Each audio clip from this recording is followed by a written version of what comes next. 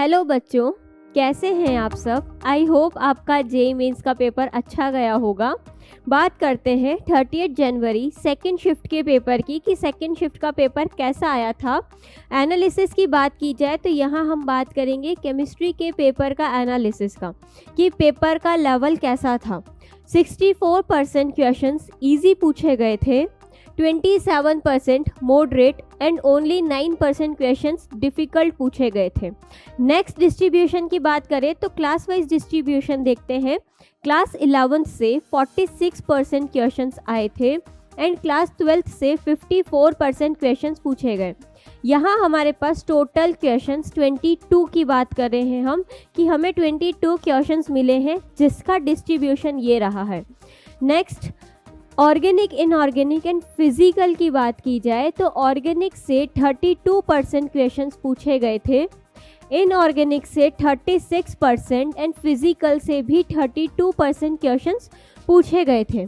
Next chapter wise distribution की बात की जाए कि हर एक चैप्टर से कितने क्वेश्चंस पूछे हैं तो टॉपिक वाइज में क्लास 11th की बात करते हैं। सबसे पहले स्ट्रक्चर ऑफ एटम एक क्वेश्चन आया था, जिसके अंदर की आपको क्वांटम नंबर पे बेस्ड था ये क्वेश्चन। इक्विलिब्रियम एक क्वेश्चन केमिकल इक्विलिब्रियम से पूछा गया था, जिसके अंदर की आपको ली चैटलियर प्रिंसिपल पे बेस्ड क्वेश्चन था। एक इक्वेशन गिवन थी एंड कुछ कंडीशंस दी हुई थी, ली चैटलियर प्रिंसिपल पे बेस्ड था। हाइड्रोजन एक क्वेश्चन जो कि आपका वॉल्यूम स्ट्रेंथ पर बेस्ड क्वेश्चन पूछा गया था H2O2 में। एस ब्लॉक से 2 क्वेश्चंस पूछे गए थे, जिसके अंदर एक में सॉल्युबिलिटी पर बेस्ड था एंड दूसरा क्वेश्चन मॉर्निंग शिफ्ट में पूछा गया था LiNO3 पर बेस्ड, जिसके अंदर आपको इसमें क्या प्रोडक्ट बनेगा ये पूछा था। और इवनिंग शिफ्ट के अंदर LiNO3 की 4 रिएक्शंस गिवन थी एंड करेक्ट कौन सी है पूछा गया था। पी ब्लॉक एक क्वेश्चन बोरिक एसिड पर आया था, स्टेटमेंट बेस्ड NCERT से बोरिक एसिड पे पूछा था। Organic chemistry some basic principle 3 question, जिसके अंदर एक में एसिडिक स्ट्रेंथ का ऑर्डर निकालना था, एक क्वेश्चन में रेजोनेटिंग स्ट्रक्चर गिवन थी 4 एंड उसका ऑर्डर बताना था। नेक्स्ट इन्वायरमेंटल केमिस्ट्री से एक क्वेश्चन BOD की वैल्यू दी हुई थी एंड पूछा गया था वाटर क्लीन है या पॉल्यूटेड है, NCERT बेस्ड। नेक्स्ट बात की जाए क्लास 12th की कि क्लास 12th से कौन से चैप्टर से कितने क्वेश्चंस पूछे गए थे। सबसे पहले सॉल्यूशन से एक क्वेश्चन आया जो कि आपका फ्रीजिंग पॉइंट पर बेस्ड था। इलेक्ट्रोकेमिस्ट्री से एक क्वेश्चन ई सेल पर पूछा गया था, हर पेपर में पूछ रहा है, इसमें भी उसी पे आया।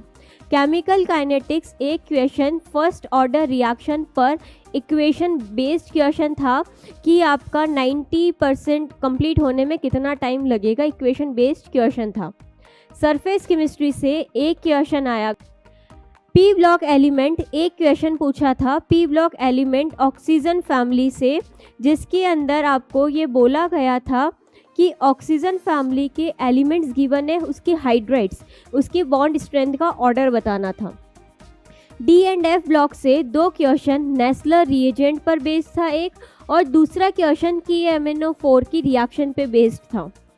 कोऑर्डिनेशन केमिस्ट्री 2 क्वेश्चंस पूछे गए थे, बहुत इंपॉर्टेंट। एक क्वेश्चन बहुत इजी पूछा था, जिसमें आपको हाइब्रिडाइजेशन बतानी थी, 4 आपको कोऑर्डिनेट कंपाउंड गिवन थे एंड उसका हाइब्रिडाइजेशन बताना था। एंड एक और क्वेश्चन में आपको एक कॉम्प्लेक्स गिवन था, उसके अंदर बॉन्ड एंगल बताना था, जो कि आप आइसोमेरिज्म से बता सकते थे। Halo alkane and hello Erin एक क्वेश्चन SN1 रिएक्शन के स्टेबिलिटी के ऑर्डर पर पूछा गया था, रिएक्टिविटी के ऑर्डर पर, कि कार्बोकैटायन की स्टेबिलिटी के डायरेक्टली प्रोपोर्शनल होता है, रिएक्टिविटी आप बता सकते हैं। एल्डिहाइड कीटोन कार्बोक्सिलिक एसिड एक क्वेश्चन क्लीमेंशन रिडक्शन पे पूछा था, स्टेटमेंट बेस्ड क्वेश्चन था, करेक्ट और इनकरेक्ट बताना था। केमिस्ट्री इन एवरीडे लाइफ एक क्वेश्चन, जिसमें भी स्टेटमेंट बेस्ड डायरेक्ट NCERT की लाइन पूछी थी, anti histamine anti acid statement based question था, NCERT से कर सकते थे। तो ये क्लास 12 के डिस्ट्रीब्यूशन की बात हुई। नेक्स्ट मूव करते हैं कंक्लूजन पर कि कंक्लूजन क्या रहा है।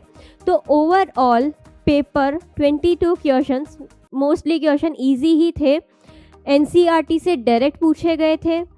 फिजिकल के जो टॉपिक्स पूछे गए थे, सॉल्यूशन, इलेक्ट्रोकेमिस्ट्री, केमिकल काइनेटिक्स, इन क्वेश्चंस में ज़रूर आपको थोड़ा सा न्यूमेरिकल बेस्ड पोर्शन था, otherwise easily tick mark questions थे।